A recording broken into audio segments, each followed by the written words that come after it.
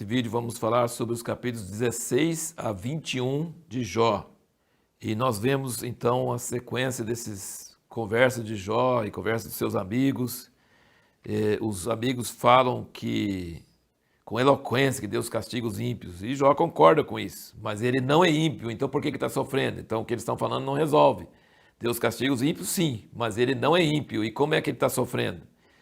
E ele fala que ele não tem esperança, que foi Deus que colocou ele nessa situação, e ele não sabe o motivo, mas não é nada que ele fez. E isso ele tem razão. Você olhando os primeiros 2 capítulos, vê que não foi o que Jó fez que causou essa situação. E uma coisa assim muito importante, nós temos tocado nos outros vídeos, mas continuamos vendo que o sofrimento leva a pessoa a não aceitar verdades que antes acreditava facilmente. O sofrimento força a alma a ir mais fundo na busca pela verdade. Isso é uma verdade maravilhosa. Nós falamos como que terríveis desgraças podem ser grandes bênçãos, nesse sentido de levar a gente a sair de uma superficialidade, de uma crença assim, superficial. Fala, não, eu tenho fé, eu tenho certeza que depois da morte eu vou estar com Deus e tal. Quando você enfrenta a morte de cara, não é bem assim. A alma vai lá no fundo e ele sai da teoria, sai das conversas, sai dos argumentos e começa a tratar das coisas profundas da vida. E como eu tenho dito nesses vídeos sobre Jó, que ele tem um problema sério sobre a morte e sobre saber por que ele está passando por tudo isso. E ele fica assim desesperado, querendo que o seu sofrimento não passe em branco. Eu tenho lido muitos livros de sobreviventes do Holocausto, é a mesma coisa.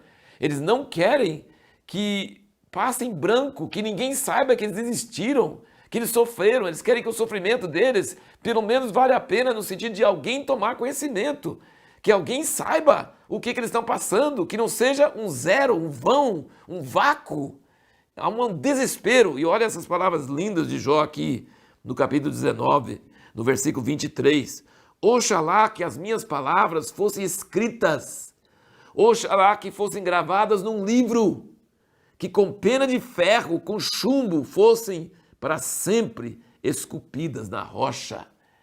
Ele não sabia, mas o desejo que ele expressa aqui em desespero, sentado lá naquele pó e cinza, cercado por seus amigos e com total desespero, achando que ia morrer logo e que ia tudo passar. As palavras dele foram escritas no livro que nós estamos lendo aqui, está na Bíblia. Milhões e milhões e milhões de Bíblias. Ele foi escrito até antes de Gênesis, algumas pessoas acham, ou na mesma época de Gênesis, o livro de Jó. Olha quantos anos depois, milhares e milhares de anos depois, o que Jó passou está escrito num livro gravado com pena de ferro, quando era aquelas máquinas impressoras que usavam pena de ferro e chumbo e aquelas letras tipográficas e tudo aquilo, tudo que Jó gritou em desespero aconteceu. Realmente ele não sofreu em vão. O livro dele está na nossa Bíblia e nós estamos lendo e comentando sobre isso. É um grito de um homem desesperado que aconteceu de verdade, foi cumprido. E daí ele continua, ele tem esse problema da morte, esse problema que a morte acaba com tudo. E no meio desse grito, ele fala umas coisas loucas. Olha o que ele fala aqui em sequência, no versículo 25 do 19. Pois eu sei que o meu Redentor vive e que por fim se levantará sobre a terra. E depois de consumida esta minha pele, então fora da minha carne verei a Deus. Vê-lo-ei ao meu lado, os meus olhos o contemplarão e não mais como adversário. Esse trechinho aqui foi colocado naquela obra clássica de Handel, o Messias. Eu sei que o meu Redentor vive. No meio do desespero, no pior dos vales, é que Deus revela para nós as coisas mais tremendas.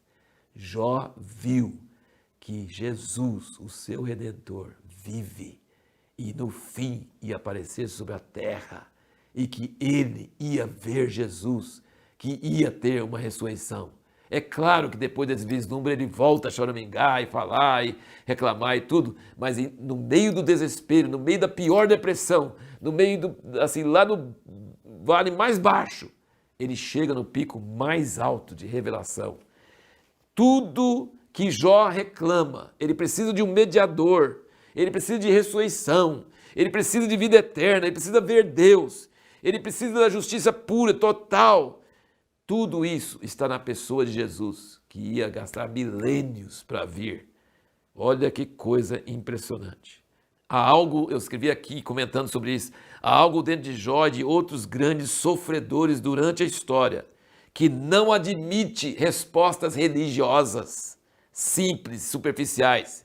E também não admite as respostas frívolas e inconsequentes do humanismo e da falsa ciência, de que tudo é obra do acaso. Não aceita religião e não aceita coisas da ciência, do humanismo. Há algo dentro do homem que sabe, sem qualquer sombra de dúvida, que a verdade e a justiça existem e que finalmente vão triunfar sobre a terra. Por isso que eu falo que o livro de Jó é maravilhoso, tremendo. E a pergunta que nós vamos fazer para o próximo vídeo é: por que às vezes é certo não aceitar culpa e nos humilhar?